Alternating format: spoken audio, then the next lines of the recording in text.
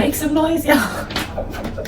There are no explanations, there are no words to explain why I've been away. I'm just gonna pretend. And if you're new here, I'm Rashida. This is my corner on the internet where I talk about football. For those of you who aren't new here, hey, I missed you guys so much. So I've learned how I want to structure my videos now. So I'm gonna just throw some random topics together, talk about them, get that out of the way, and then whenever I'm more consistent and comfortable, I will start doing individual videos for certain topics. A thing I've always wanted to talk about on my channel is how flawed VAR is. It is not today, yesterday, last week that persons are having issues with VAR. Since its inception, they've been testing VAR since 2016, 2017. We've not seen it on the major stages until the World Cup. And then eventually in 2019-2020 season, it was introduced in the Premier League. So ever since VAR has been around, football has regressed, in my opinion. Something that's supposed to be assistance to the human eyes has now taken over the game and been the decision maker. And in more ways than one, many teams can bring forward so many different examples of how VAR has robbed them or has made unfair decisions in favor to other teams or in favor to not even anybody, but just aggravating. And we saw it with Spurs versus Liverpool. A clear onside goal was called offside, and the only thing they could offer is an apology, which after the fact, I don't think that's important, and it changes nothing for either of the teams. And it only proves that you guys can be better at what is supposed to elevate the game, but you choose not to. The humans who sometimes the decisions miss don't make the correct decisions, and then the technology that's provided also is not making the decisions. So where do we go from here? I could do a whole separate video on VAR, but for now, every team, every fan has a moment in history or a moment in time where they can draw back to say, you know, VAR was unfair, and in my humblest opinion, it shouldn't have been introduced. It has not been anything significant to football, and I think it has only made things worse. Moving right along, I've watched the documentary. Let's just say, round of applause. Oscar, like all the accolades, all the awards, give it to the director, the writers, the editors. It was just amazing. So we all know David Beckham to be the superstar in his own true form, and I think the documentary just kind of reminded those non-football fans and football fans of how spectacular he was. As a lifelong Manchester United fan, his father was a fan as well, signing a deal at a very young age and bursting onto the scene, naturally talented, handsome, you know, he was just charismatic, and that made people fall in love with him. And this documentary brought us through, you know, the stages of his career, the highs, the lows. We saw where, you know, he scores these wonderful goals and then he missed some of the most important ones in his lifetime.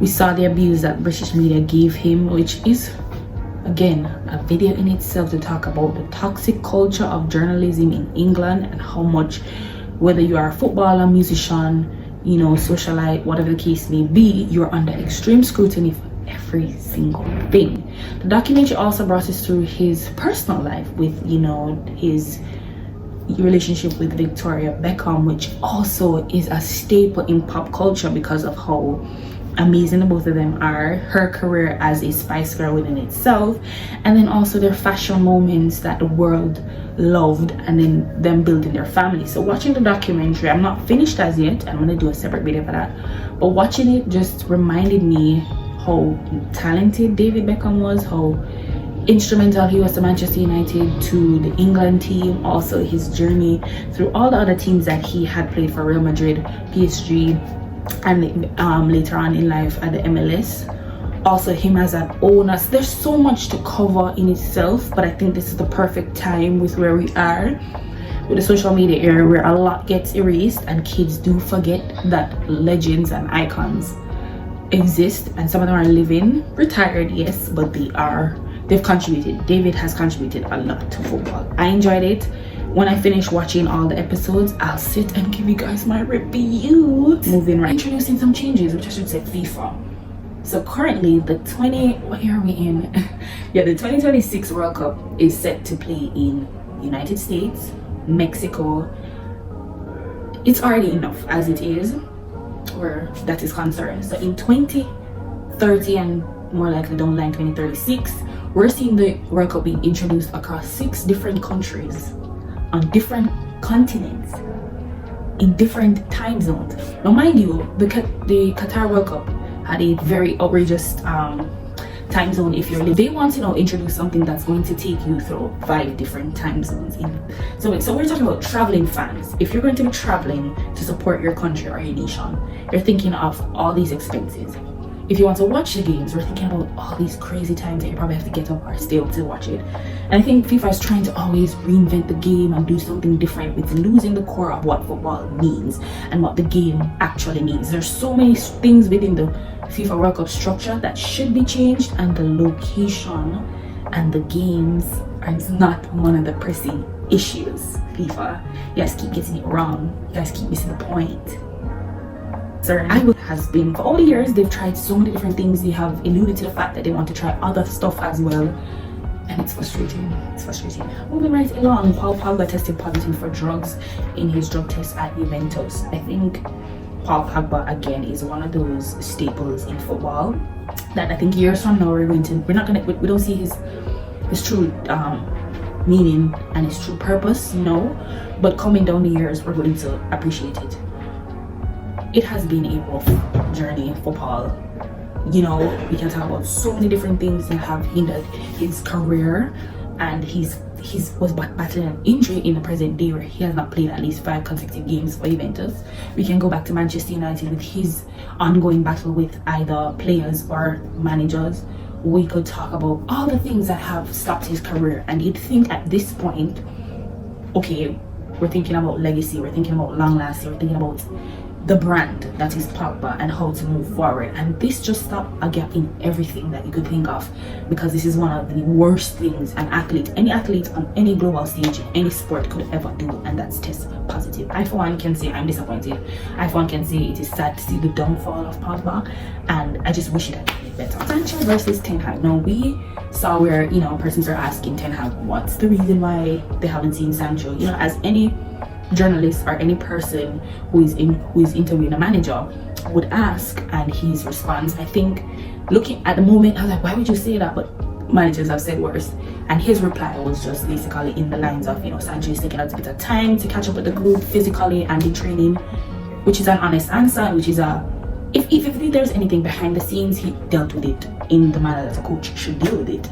Out of nowhere, we see Sancho coming with, and this is a thing, notes app on Twitter, please be for real and be an adult. Like, where are the PR teams? Okay,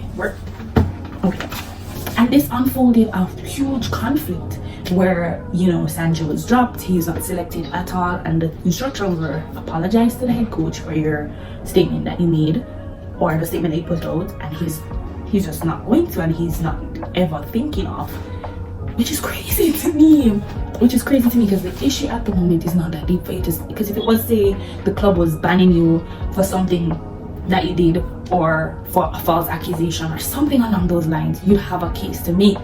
But where a statement was made and you did not like the statement, you could have easily dealt with it in private, talk to the manager, get that over with, and he would not know. But here you are, mind you, Manchester United are in desperate need of right-wing options, and you could have walked so straight into it. But I think the issue is, one, Sancho, over the years there has been reports of him being a lazy and unenthusiastic footballer, and that's where the issue that maybe Ten Hag is having with him is he's not performing at the level that is required, and you can't blame the manager for that, blame yourself.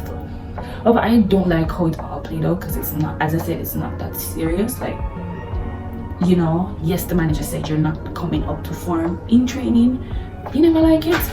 Talk to the man behind, leave me to get for that. Tim Greenwood should be in prison. He's not in prison, the charges were dropped. And it is what it is, and that's how the justice system works. And worse, he's a footballer, worse, he's a millionaire, and worse, he is a prominent figure. So it was never gonna go that way. We all can remember where we were when those pictures and videos dropped, because people like to be like, there's no evidence. I would never believe there was evidence, and people still tried to dehumanize and question this young lady's character, and it was disgusting to watch in real time. And throughout the case going through the court, it was just the same. People still defending him, people still hanging on by the thread that he's innocent, and don't bring up, oh, she had a baby and all of that, because you people clearly don't know what trauma, what Stockholm syndrome, like, shut up, I do not care. He should have been in prison, and that is it. Not to mention, Manchester United slowly tried to soft launch him back to the club. And if the fans weren't adamant that we're not going to support a club that harbors a sexual predator, it would not have been taken seriously. And that whole situation by Manchester United was just absolutely disgusting, because you're not thinking about your female employees, your women's team. You're thinking about the after effect this would have on so many people's lives. Like, but eventually, said that he would not be coming back to the club. However, he'll be going on loan, which still gives you an option. So you're just waiting for the year to blow over, or a year or two, where people kind of don't remember, they don't care, and then it's like, oh, here he is. Which brings me to that club in Spain who thought that the greatest idea was, let's do this rollout to surprise our fans in this big money signing, this loanee, and which brings me to my next Jerome Boateng, Bayern. I know you guys are desperate for the revamp of the team, but not desperate enough for that. And you have teammates and the coach coming out being like, it's all about football and we want to focus on football. Shut up, seriously, shut up. If you guys have ever read actual news article about what transpired in Boateng's case, and I think you should, the description is vile. But yet again, another prominent, rich footballer gets a tap on the shoulder and gets to walk away. Which is so many other cases, and it brought me an idea of crime in football and how more times than often footballers are not held accountable. But that's for next day. However, Bayern did decide that they would not go forward with the signing. Thomas Tuchel also apologized, and they're gonna pretend like that didn't happen. But the North remembers. The big question this year is who deserves the Balon d'Or, and it has been an ongoing feud of whether it is Haaland or Lionel Messi. I guess everybody wants to know my opinion. Like, everybody's been asking, everybody's just been calling my phone, and nobody did that. Anyways, in my humblest opinion, and based on the metric and the measure of the Balon d'Or, it's the performance of the entire calendar year, not just a set year. And if we were to put both these men up against each other, the one thing that stood out the most was Lionel Messi's World Cup win. However, you can take into consideration that Haaland broke so many records in England, won a treble, and was just prolific throughout the entire season. Messi as well may not have been prolific in League One, but still was on the best of list, and eventually, going on to do a wonderful job in the World Cup. I'm biased because I would prefer none of these men to win. Don't ask me who my real winner is, but it should be objectively going to the best player of the year. I'm gonna leave that to you guys to decide about how there are no more superstars in football. I was talking about David Beckham, watching that and seeing, by the way, the Manchester United as a club, they were kings. Compared to what is now happening, it is an embarrassment. Also, when you see the players who featured in the documentary, you're like, wow, these men were amazing at the age of 17, 18, 19, 20, and they did not need a season and 3 to 4 games to prove. They just went in and they were amazing.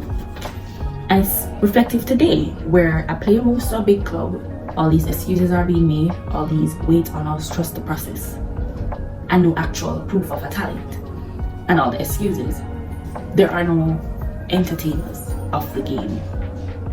There are no wonder kids who surprise you, get you off your feet. Like today, the game is boring. The kids are boring. There's so many excuses being made to why they can't perform, and give them time, and they're young. And maybe this is because football has evolved and the game has evolved, and probably different generations are to serve a different purpose. But I was just thinking about no superstars being in football. Yeah, I hope I didn't talk too much. I hope I made sense. I've been knitting myself on the inside to get this video finished for you guys, and I'm just gonna follow my heart and my mind and just do my thing and not overjudge my content too much. So thank you guys for tuning in. Please stay tuned for my next video.